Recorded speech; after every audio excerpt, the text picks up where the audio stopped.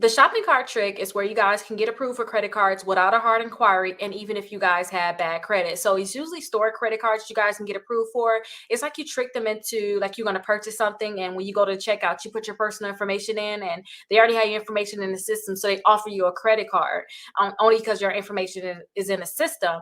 And when they offer you that credit card, you go ahead and accept that credit card, and then you actually abandon the cart. You don't actually purchase anything. You just act like you want to purchase something, but that's what the shopping cart trick is. Now, the shopping cart trick is going to vary, like I said, between multiple companies that you guys can actually try it with and you can get it approved for. Certain companies that we were able to try before with and use before, we're not able to use them anymore. But definitely check out my shopping cart trick list so you can see which credit cards it can actually work with, and then try to see if you guys can get those credit cards to work. If you guys need us to try to see if we can get that pop up for you so that you guys can go ahead and try to further get that credit card, then definitely make sure you guys, again, use that link down below so we can try to